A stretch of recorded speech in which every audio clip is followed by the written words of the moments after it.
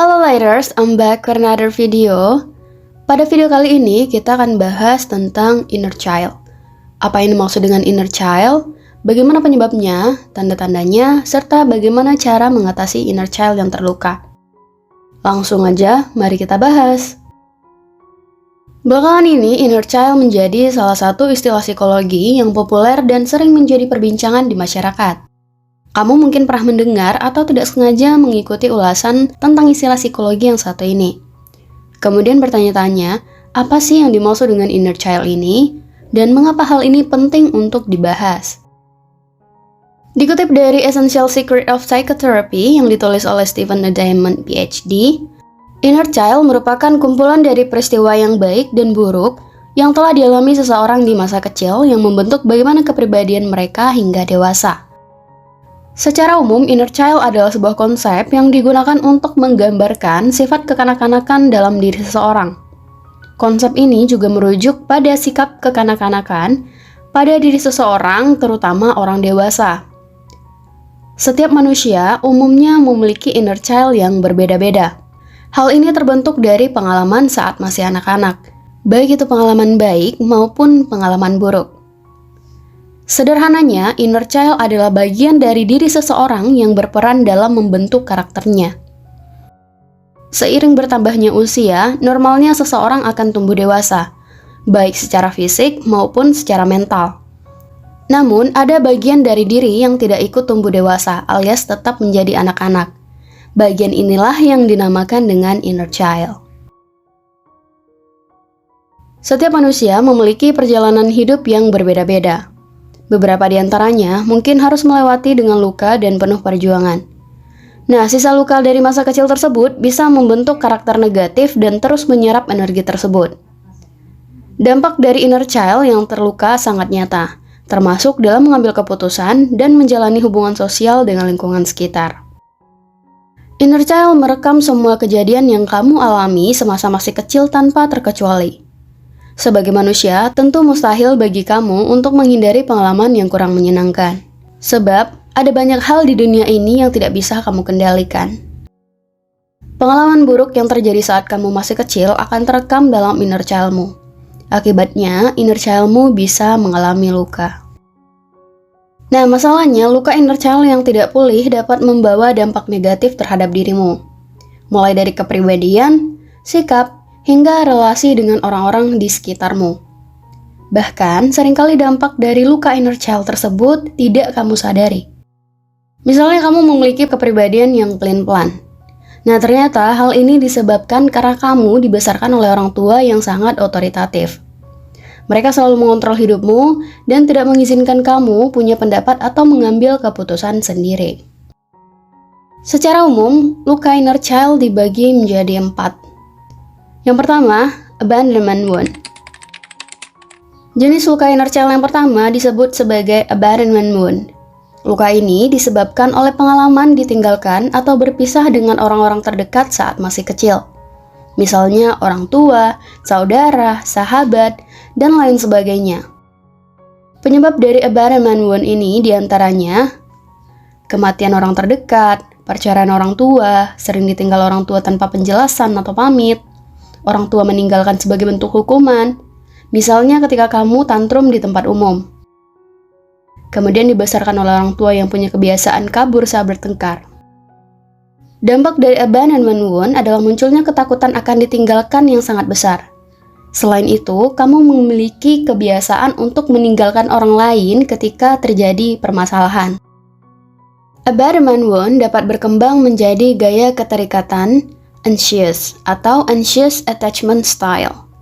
Gaya keterikatan ini biasanya ditandai dengan ketergantungan serta haus validasi dari pasangan. Kamu selalu bertanya-tanya apakah pasanganmu benar-benar mencintaimu, sekaligus merasa dirimu tidak pantas untuk dicintai. Selain itu, abandonment wound juga dapat berkembang menjadi gaya keterikatan avoidant atau avoidant attachment style. Gaya keterikatan yang satu ini adalah kebalikan dari anxious attachment style. Kamu sering bersikap emotional available dan menghindari intimasi dengan pasangan.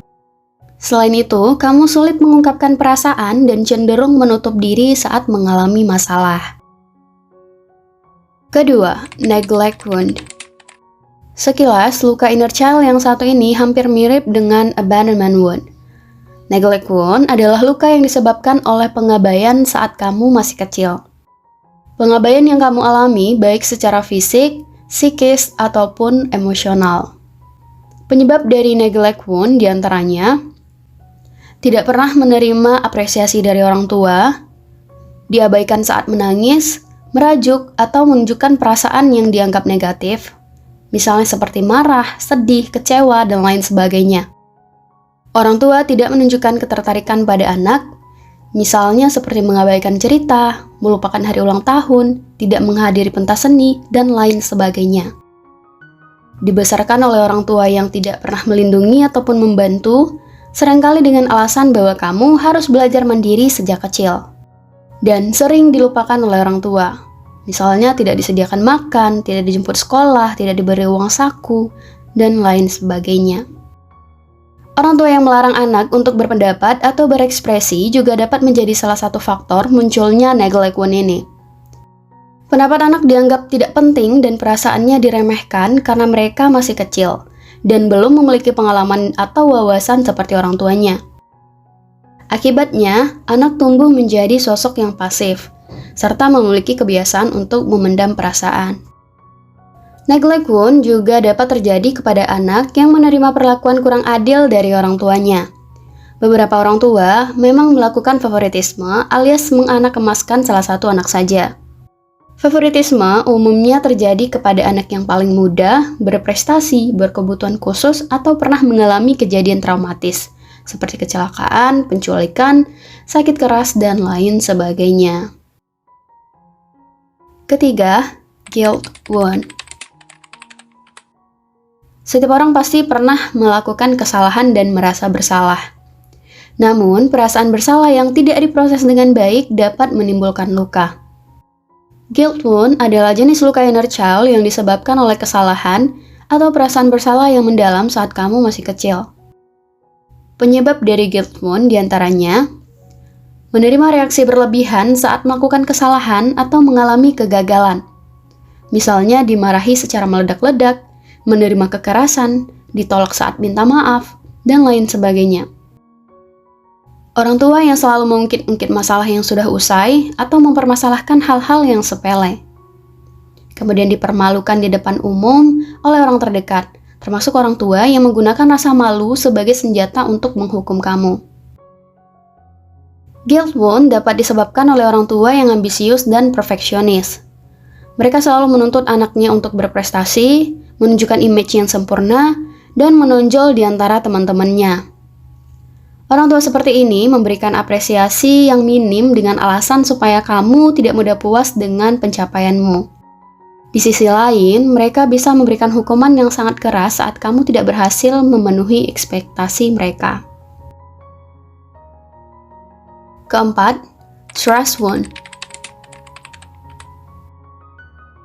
Apakah orang tuamu pernah mengingkari janji terhadapmu? Atau teman baikmu membocorkan rahasiamu kepada orang lain? Nah, kejadian-kejadian tersebut bisa membuatmu mengalami luka inner child yang disebut dengan trust wound. Sesuai namanya, luka ini disebabkan oleh rusaknya kepercayaan terhadap orang-orang terdekat saat kamu masih kecil. Trust wound disebabkan oleh sejumlah faktor seperti berikut ini. Orang tua sering mengingkari janji, dikhianati oleh orang terdekat, perceraian atau perpisahan orang tua, tinggal dalam lingkungan atau situasi yang kurang baik, misalnya seperti di daerah konflik, pemukiman dengan angka kriminalitas yang tinggi, orang tua yang melakukan KDRT, dan lain sebagainya. Trust wound juga dapat terjadi kepada anak yang dibesarkan oleh orang tua yang protektif. Mereka selalu mengontrol hidup kamu, bersikap skeptis terhadap teman-temanmu, dan mengekang pergaulanmu dengan orang lain. Orang tua seperti ini juga seringkali kurang menghargai privasi anak. Ketika dikonfrontasi, tak jarang mereka melakukan gaslighting terhadap anak. Kita sebagai manusia pastinya memiliki perjalanan hidup yang berbeda-beda. Beberapa di antaranya mungkin harus melewatinya dengan luka dan penuh perjuangan. Buah dari pengalaman-pengalaman menyakitkan tersebut dapat membentuk karakter negatif dan terus menyerap energi negatif. Termasuk bagaimana seseorang mengambil keputusan dan menjalani hubungan dengan orang lain. Nah, berikut ini ciri-ciri yang bisa menjadi tanda bahwa inner child kita sedang terluka.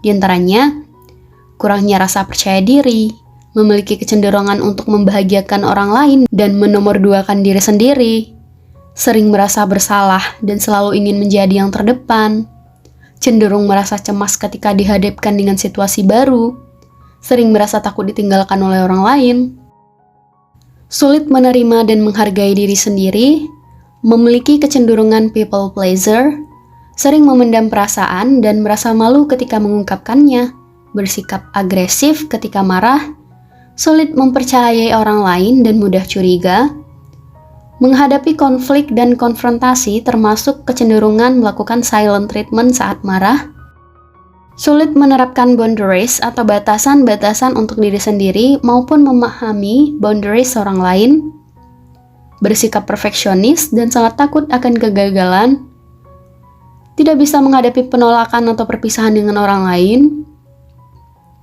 merasa diri kamu tidak pantas dicintai dan mudah menyalahkan diri sendiri saat disakiti oleh orang lain, menggantungkan harga diri terhadap hal-hal yang bersifat prestisius seperti prestasi akademik, kekayaan, jabatan, dan lain sebagainya.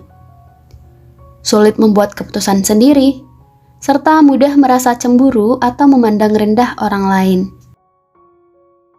Nah, lalu bagaimana cara untuk mengatasi inner child kita yang terluka? Pada dasarnya, yang bisa mengatasi sisi inner child yang hidup dalam diri kita hanyalah kita sendiri. Oleh sebab itu, cobalah untuk melakukan beberapa hal seperti yang pertama, memahami apa yang terjadi pada sisi inner child dalam diri sendiri. Bagi sebagian orang, penyebab luka masa kecil sangat mudah dipahami. Contohnya, mengalami kekerasan fisik saat masih kecil mungkin menjadi penyebab permasalahan emosi yang kita rasakan saat beranjak dewasa.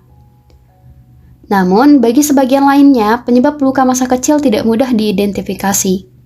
Artinya, kita sendiri mungkin tidak tahu apa tepatnya pengalaman di masa lalu yang membentuk amarah atau perasaan-perasaan negatif tertentu yang tidak bisa kita jelaskan hanya dengan kata-kata. Untuk berhasil menyembuhkan luka ini, kita perlu benar-benar mengetahui apa penyebab dari luka tersebut.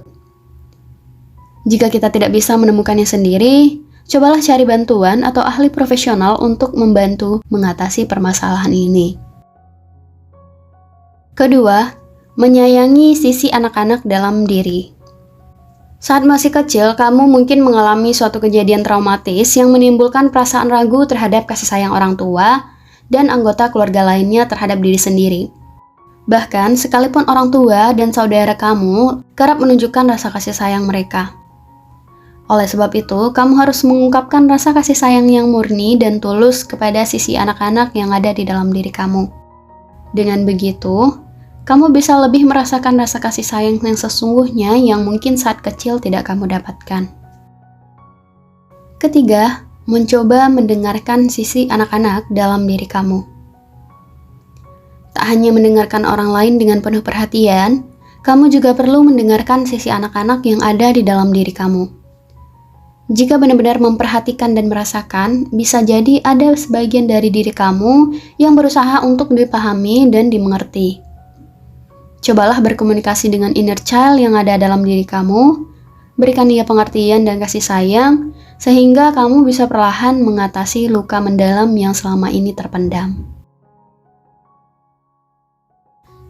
Nah, itulah penjelasan tentang inner child. Terima kasih udah menonton, jangan lupa like, komen, dan subscribe channel ini supaya kamu tidak ketinggalan video-video informatif berikutnya. Bye-bye!